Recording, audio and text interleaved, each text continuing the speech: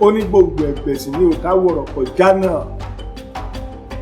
Adífáfámúgbá èyí tó ń ṣàwó lọ séde Èkó, wọ́n ní kó kalẹ̀ ẹbọ ni kó wá ṣe ẹ̀rẹ̀ ìdámúgbá yìí kápìlú ní bára. Nígbà tí amúgbá Èkó tó ń lọ yìí òun lè rí ṣe ń bẹ̀ kó lè kó wálé ọlá rí ṣe o ọlá rí kó wálé o. Wọ́n ṣùgbọ́n pé jẹ́ kárẹ̀ gba ẹ̀gbin kárẹ̀ gba ìyà.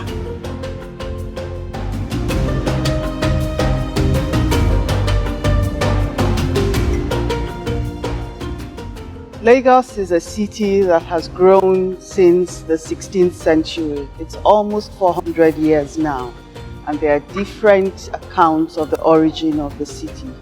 This journey is to unravel the different truths about the origin and the identities of Lagos.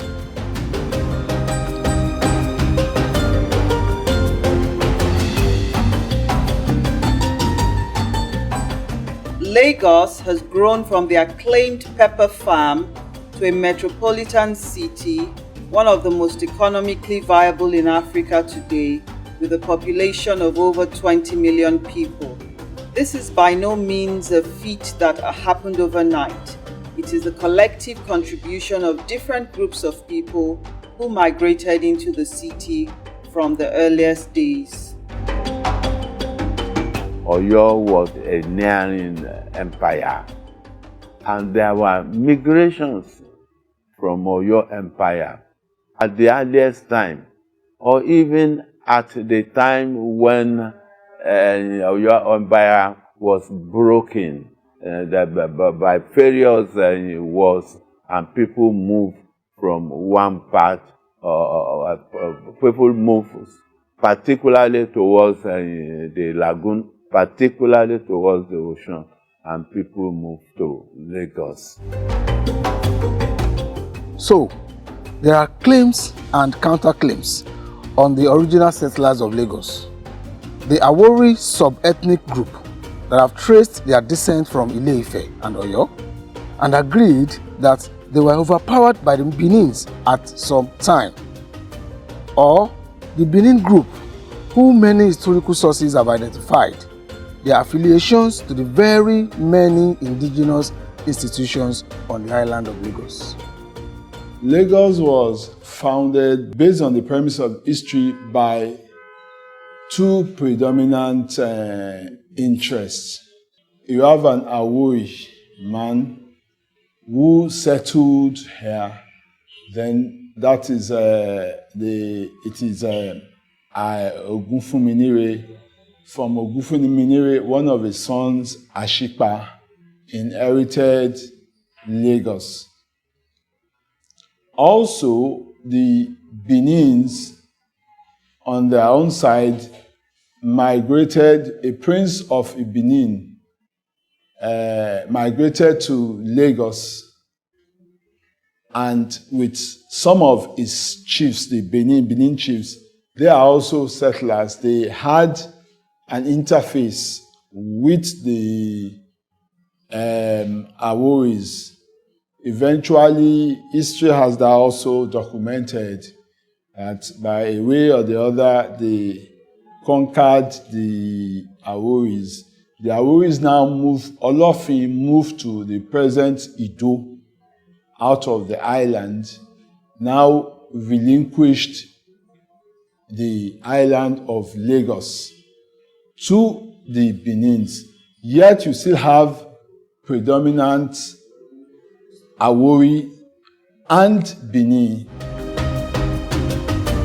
Chieftaincy organization in Lagos is perhaps one of the most methodized systems that we have around. The chiefs are categorized according to their task and the responsibilities to the Oba and the society at large. You know, we have 4 of these categories. We have the advisors, who are mostly of Benin descent. We have the warriors, and we also have the landowners who have claimed all to be Awori. Then lastly, we have the priests who are saddled with the responsibility of connecting with the deities and the gods. Going by that classification, we have the Idejos, we have the Akaigberis, we have the Ogaladis, and we have the Abagbons. Those are the early settlers that were known in Lagos. You know, when people say, who are the owners of Lagos? The way I like to handle it is, okay, these arguments, let us situate it within time. Because the claim is not Lagos State. Lagos State is made up of 5 divisions. You have Epe, you have Badagry, you have Ikorodu, you have Greater Lagos, and you have Ikeja Agege area. An Epe man cannot tell you he's a Badagry man. Neither can a Badagry man say he's an Ikorodu man. Neither would an Ikorodu man come and say he's a Lagos, Greater Lagos person. And those people, they will still tell you they will probably say they are Wuris or they, okay? But in Lagos, because the dispute is Lagos, just like New York City. You have New York town and you have New York City. So you have Lagos, you have Greater Lagos, and you have Lagos State. So let us not confuse the two. In Lagos, proper Lagos, so their worries are from Ikeja. In Lagos proper, as far as we are concerned today, just like the ownership, we can say we are from Benin. Or, you know, we can either say we are from Ife, via Benin. Whichever way we want to put it. But for this argument, say we are from Benin. The Idejos, they can say they are also from Ife. And they are a product of the incident of Awori in Isheri. But by the time we all came into Lagos proper, we have metamorphosis into Lagos Kingdom, the Kingdom of Lagos. Meaning, the children of Olofin, who were part of the Awori group, they came into Lagos, and he had his children, and they formed the Royal Kingdom of Lagos with the Oba, and they are called Idejos. So in Lagos proper, we have Idejos and we have Obashi. The Awori sub-ethnic group who have claimed their connection to Olofin Ogunfunminire, a prince that came to Isheri with his people from Ile-Ife. There are other sources that have said that it might actually not be Ogunfunminire that brought these people from Ile-Ife. However, the prominent and most common narrative is that Ogunfunminire came to Isheri, and from Isheri they migrated to Ido. So when they got to Ido, they moved to the island of Lagos. So in the actual sense, we might agree that Ogunfunminire is the progenitor of the Awori people of Lagos. Ogunfunminire came from Ife. The incident of drowning Awo was in Isheri. They all found different directions, and they came to Lagos. So he came here with his children. When he came, and nobody has ever controverted this, the Beninese got them to be paying royalty, Ishakole, which was being sent to Oba of Benin. So which, to all purposes and intent, maybe they didn't even form a community, but they were already trading. You had the great Benin kingdom, the Ife kingdom, the Oyo kingdom. They were already trading with the foreigners. Because you go into the archives, there's a big kingdom called the Benin kingdom, and they were interfacing with them. History is there. Many questions here are begging for answers, especially when it comes to the actual location of the first settlers. Perhaps this might help to unravel the challenge of the claim of the real ownership of Lagos. It is important to state here that Lagos literally describes the island known to the locals as Eko. There is an area on the island of Lagos called Isale Eko. Isale means the source, the beginning, the first part of everything. So Isale Eko is the source of Lagos. And it is there you have the palace of the Obas.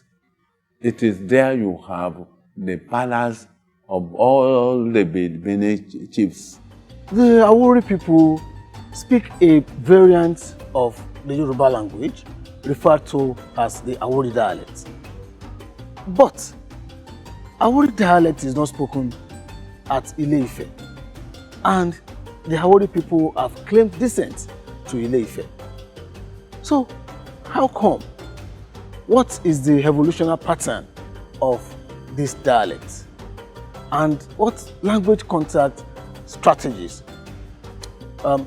happened to give us this particular variant of the Yoruba language? The Awori, they are people who spoke a slurred form of what we call Yoruba language. When the Awori people are going, they say, we are going to Ebute Imu Ata. Imu means is the word for place. So the landing wharf, which is at the place where Ata is situated. So Ebute Imu Ata was corrupted to Ebute Meta by the Yoruba. Going further, you find Yaba too. There's no word like Yaba. It was the corruption of Iyaba. There used to be a village near where Hoa's Memorial Church is situated or something. So you see, there's an old Yaba road. So before you get to that village, you have to branch away from the main road. So Yaba. So that Yaba becomes Yaba. And several other names like that. So these are a reminder to us that the Aworis have impacted on the Lagos, on the development of Lagos and the history of Lagos, so totally that you cannot efface their presence or even a remote claim, but then it will be vulgar to say we own the. How are we? The Awori have left their mark more forcibly than other people, and if I may say so, the Jebus and also the Eguns, or the Guns, as they are, or Ogus as they were called. See, through place names, even through words in usage. The Malay slave revolt of 1835 in Salvador de Bahia in Brazil can be considered as the genesis of the Brazilian returnees on the island of Lagos. Just so you know that most of the returnees that arrived in Lagos from Bahia were never Lagosians before they were captured. History has it that most of the captured slaves were from the hinterland. However, when they arrived in Lagos, they were easily integrated and their impact was immediately felt. You are now in part of what we call Brazilian quarters, or in the old map to call it Portuguese town. I've seen Portuguese. Now, the place began to be settled about the 1835 or something like that, when you have the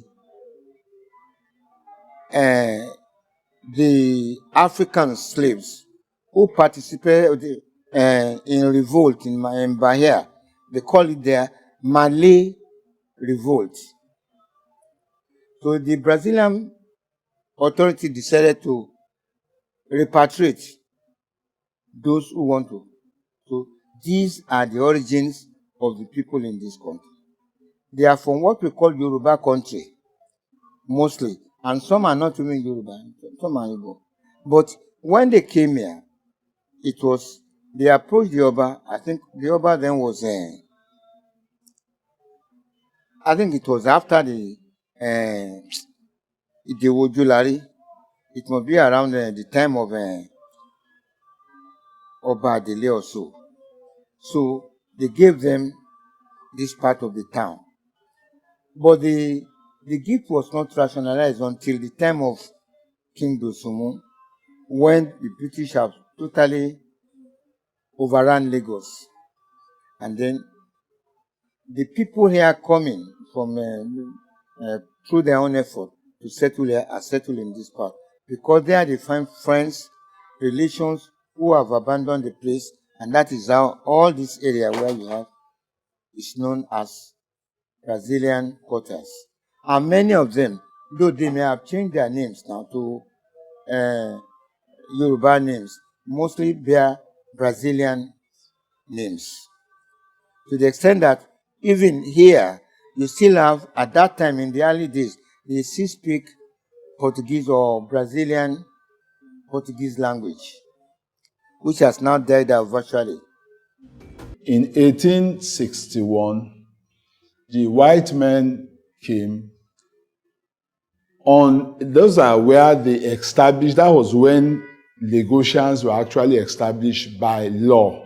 They called them the aborigines of Lagos. When you now look at it, 1861 to now, you have about 150 years about. So which means for you to claim a core indigene, your family should originate from that class of people. In addition to that, the second class were the people that, as at 1861, the white man met. And as at that time also, you have the returning slaves who were returned to Lagos. So those who are returned to Lagos, in Lagos Island, they have a synonymous name. Their name is always synonymity with the white man, like the French people. It has their own pronunciation. You have the Da Costas, the Da Rochas, the Da Silvas, the Jones, and them. They have those origins. So most of their family too were, as at 1861, based on the island. My ancestor came back from Brazil, where he'd been kidnapped and was enslaved. And he came back and settled back in Lagos in the 1840s. Now, some people take a date that anybody who can trace their lineage back to, let's say, 1861, when Lagos was the subject of the Treaty of Cession, that those are the real Lagosians. But that only would describe people who perhaps, in that case, are living on the island, okay? But then there are also, and again, the word Lagosian is interesting, because does it mean people who are on the island? Does it mean people from Badagry? Does it mean people from Ekpe, from Ikorodu? All these different layers of personalities make up what is now Lagos State. And if you are the resident of a state, then are you not a Lagosian? So I think that the question really is not so much who are Lagosians, but who are Omoeko. I think if you can, for instance, prove that you've lived in a state for over 20 years, then yes, you are entitled to say that you belong to that place, because it would be unfair, right? But are you Omoeko? And I think Omoeko is a state of being. It's a state of the histories that you have.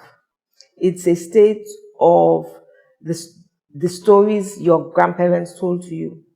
If you are a Lagos resident and the stories, and you've lived here maybe since you were a child, maybe you're my age and you've lived from a child, but you went on holidays to see your grandparents in other states, are you Omoeko?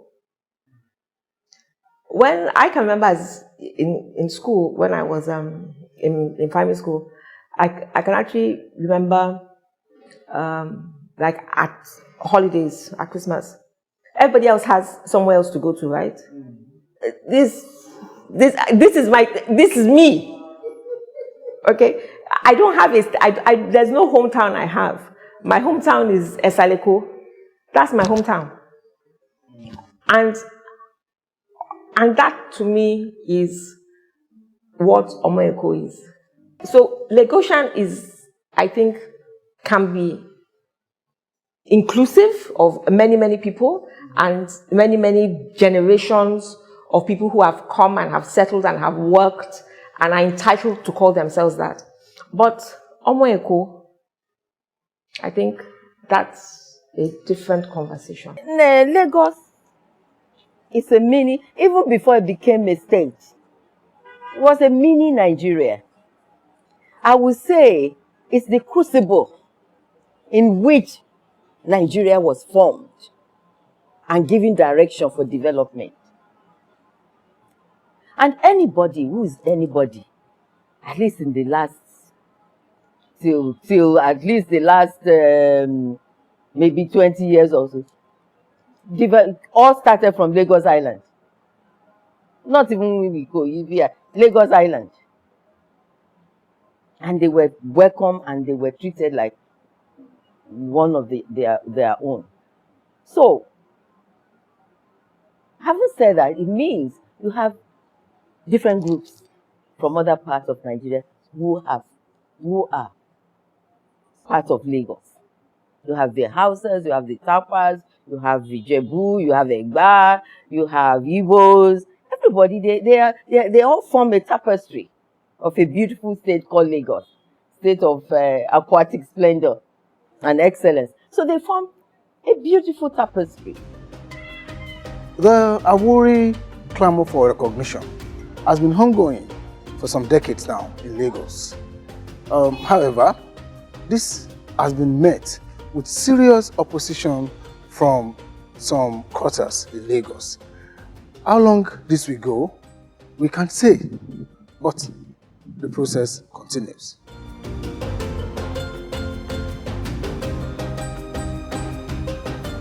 The clamor for recognition of Awori is just like the clamor of people who were cut from Ijebu to form part of Lagos, or even areas called, because the boundary of Lagos used to be from Ikeja to the Atlantic. So going further down, they were carved from Ogun State. So if people from Egba or Ijebu are clamoring for recognition, or they form part of this tapestry I'm talking about, and out of them you have also Awori, because by the time you go to Sangwater, which is part of Ogun, that is, they actually do not call themselves anything other than Aworis. The Aworis who came to Lagos Island, they call themselves Idejos. That is Lagos, the bigger Lagos. But when it comes to Lagos State, it's a different story. The indigenous people of Lagos have been here for centuries. Creation of Lagos State is just over 50 years. So, there's no way you can equate your rights with those who have been here for centuries. And all of us, and I hear people say, everybody came from somewhere. Everybody came from somewhere to the world. When the world was created, it was Adam and Eve. And look at how many millions, billions we have become. So we all came from Garden of Eden. It is only, so there's no argument there. Look, what good does it make to me that I am the owner of Lagos or the Awori Lagos? Why? They want perhaps some advantage over others who can say they are not something. Unless we don't overemphasize the factor of ownership, this is something, we are going to lose out in the end and create unnecessary tension. The Benin, who are in that place now, who has never been to Lagos there, you see, or the Awori, whose origin themselves are so nebulous to themselves. You see, because of the contemporary politics, people have been fanning, the Awori has Lagos, the Benin has Lagos. Okay, it's only good for, but does it prevent political action from being taken? No. The history of Lagos is not obscure. We were learned people. We had been exposed to the international world even before people started coming to Lagos from the interland. So our history were documented. And we know who is who and where we're coming from. So there was no, so for people to start saying that some people are Benin, some people are, it's not true. In Lagos Island, we don't have Awori. What we have is we have Obaship and we have Idejos. Because Awori incident happened in Ogun State, in Sherry. And you had the children, the people, they went to different parts of the Southwest. And the ones who came, that is Ogunfumilere or Olofin, is the one who came towards the Lagos Island with his children. And his children today are the Idejos. They don't call themselves Aworis. They call them Idejos. And they sit in council with the Oba of Lagos and administer Lagos. And that is what has been happening for centuries. So for anybody to come now and start telling us Awori, and maybe after the creation of the state, part of Ogun State, of course, was merged with the greater Lagos. So from that angle, you can have Aworis within the state. But when you are talking about the origin of Lagos, the indigenous people of Lagos were Obaship and Idejo. Lagos developed from an organic place, a unit, entity, and it grew both northwards and except towards the lagoon, away from the lagoon. And you know, there's original settlers in this organic unit we are talking of. But due to urbanization and the rapid growth of Lagos, I think Lagos has developed into a cosmopolitan city that embraces all that comes in. And the way it has developed, it has absorbed everybody that wants to do something in Lagos. Lagos has the capacity to provide for whatever you want. And as a result of this, we've had various indigenes coming in and settling in particular areas of the states. If you go to Ojo area, you have mostly those from the east of the country. If you go to Shomolu, Bariga enclave, you have the Jebus who predominates there. And there are some areas also where you have the Egbas. And also, if you go to our waterways, the Jos and the Lages predominates here also. But Lagos, as a cosmopolitan state, has come to absorb many of these very diverse interests. And by virtue of its waterways, access to many ponds, many areas in the country, also access to some major cities outside the country as a gateway to the country, has the capacity to keep absorbing many of these people. And the way Amana Lagos has grown has allowed everybody to sort of have this sense of belonging that now gives us that impression is a no man's land. They are original settlers of Lagos, and Lagos belongs to those people. People were here, and when you came, you were accepted. And we still recognize your right to live here, at least according to the Constitution of Nigeria. But you still have indigenous people, just like you have the indigenous people in the Urbanization area. It was in existence long before, centuries before 1914, at the amalgamation of Nigeria. One of the Portuguese wrote that he came to the palace of the Oba of Lagos and met the king wearing a beautiful Muslim outfit, drinking champagne with mussels. Mussel is son. long before Nigeria came into being, written by a Portuguese trader. Met the king, beautifully attired in white outfit, drinking champagne with mussels. Not with caviar, our own local delicacies of mussels. That is our stock. And then somebody comes from nowhere, 100 years, 150 years, or 50 years, and says, Lagos is it. They should be ashamed to even voice it. Because anybody who says that from now on, then you know he's an illiterate and an ignoramus. Who thinks Lagos starts from his own point of entry. And how long can his own point of entry be? 100 years? 150 years? Even 200 years?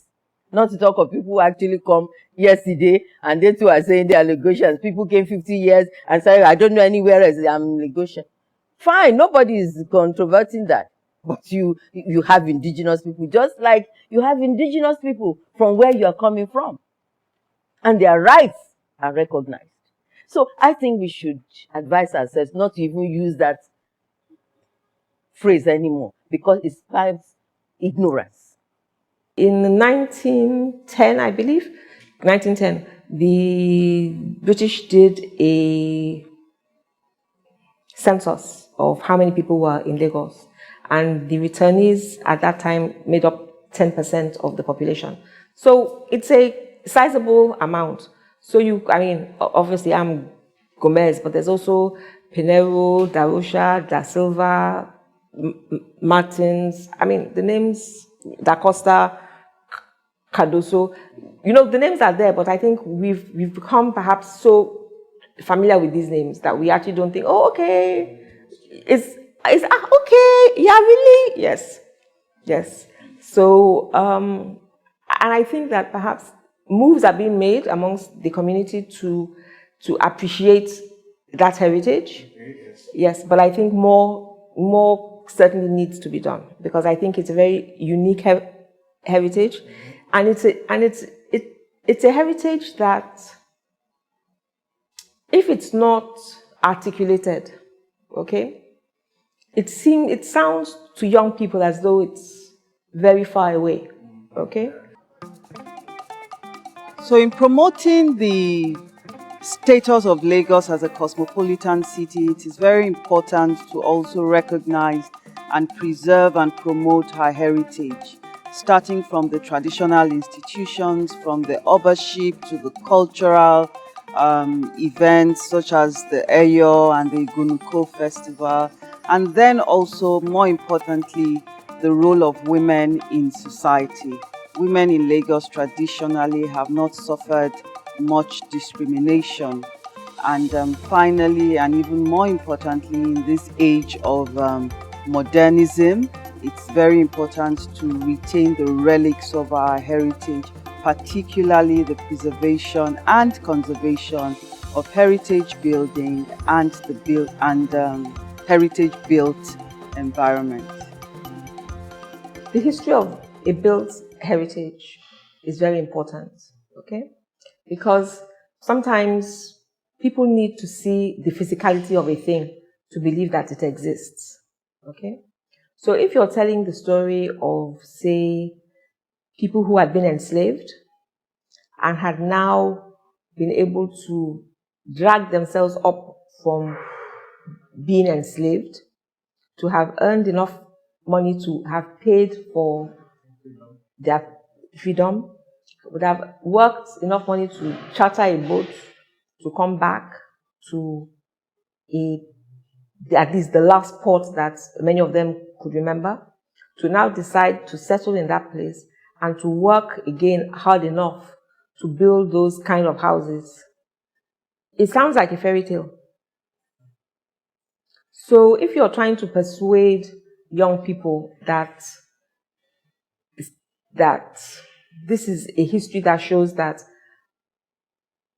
you can have hope and that you can work hard and that you can overcome circumstances, if those houses don't exist anymore, are they going to believe you? I think it would make it much harder. I think those buildings have to be preserved because they show how Lagos was at that time. They show how a people were developing. They show how the city had links with Bahia and Brazil at that time. And I think that they're just beautiful buildings. I think that they're buildings that can, many of them, if, you don't have to keep them the same as they are inside. Those are architects' jobs. But you can keep the facade. You can turn them to other uses. They don't necessarily have to just be residential. The history of Lagos abounds with heroic women. And the first one is Erelu Kuti the First, who was the daughter of King Gado, the first king. Well, who was the daughter of King Gado and a sister of King Akinsemoyin. She controlled the market. At that time, the trading was not with hinterland of Nigeria, it was with the Portuguese and foreigners coming from abroad who discovered this island, the royal island of Lagos. And, of course, the infamous slave trade, but there were other goods that were traded in. And she would be the one, when it comes to the trading part of it, she's the one who interfaces with these foreigners when they come. And so if you want to be part of the market, and you want to have wares and goods to sell, you have to be in favor with Erelu Kuti. And anything that was exceptional, like velvets or fabrics and all that, she's the one who would decide who would wear it. And usually, maybe they send some to Oba Benin's or the Oba in Lagos. So she, till today, and that culture exists till today, the head of the market is still the Erelu Kuti. And under that umbrella, you champion the cause of women. Lagos, we didn't discriminate between boys and girls when it comes to education. Lagos families, everybody was educated, both men and women. All the first lawyers, doctors, I can name old families in Lagos, women, boasting of doctors, lawyers, our grandparents who were all educated. So for us in Lagos, and I believe it became a template for other parts of the country, which I think is fast enhancing the development of the fortune of women and, by extension, development of Nigeria. I also think that heritage is not just buildings. Okay? Every Good Friday, people who are of Brazilian heritage tend to eat feijão. Feijão is a dish from Brazil made with beans and coconut. That cooking and serving and eating of feijão is also a heritage. Mm-hmm. The cooking and eating and serving of mengao, which we all have just absorbed, mengao is a Brazilian dish. Yes. Canjica is a Brazilian dish. Those dishes have become part of, you go to a wakekeeping, you take mengao. You don't understand that you are following the tradition of the Brazilians who brought it back. It's a form of identity. It's a form of identity, and it is a form of heritage as well. Yeah, so heritage doesn't just have to be, this is the building block. It's the stories you tell, it's the food you eat, it's your outlook to the culture that shapes you. The role of Lagos as a subnational is very critical to the development of this country. There are people who already had a means of life, who are up there. They believe Lagos is for everybody. And they are coming in with investments, and I want to say they are welcome. But there is a disturbing issue I've noticed. They are taking over our shorelines. They are taking over our shorelines. They are buying into those shorelines and are reclaiming lands. And lands are more around the shoreline, and they are eating deep into the lagoon. There is a problem around banana. Banana is no longer banana again. I think it's like a what's it called? Watermelon now. And the ministry is envisaging a problem into the future. Because at the back end of Banana Island, there is a proposal to have a lagoon highway in the future. I can tell you, when we are ready, when government is ready to construct that road, there may be no land to construct that lagoon highway. People have reclaimed Banana Island so much that they are almost touching the high tension wire that divides Banana and the Lekki Phase 1. And it's a real concern for us. The problem here is the rate at which indigenes are giving out their lands. I remember when the blast happened at Abule Ado, and we did an inventory of all landowners, allottees in Abule Ado. I can tell you about 95% are non-indigenous. And the question is, where are the indigenous? What's happening to their land? And that's what obtains virtually everywhere, especially along the shoreline in Lagos. And recently there was the mention of traditional rulers selling out indigenship to non-indigene.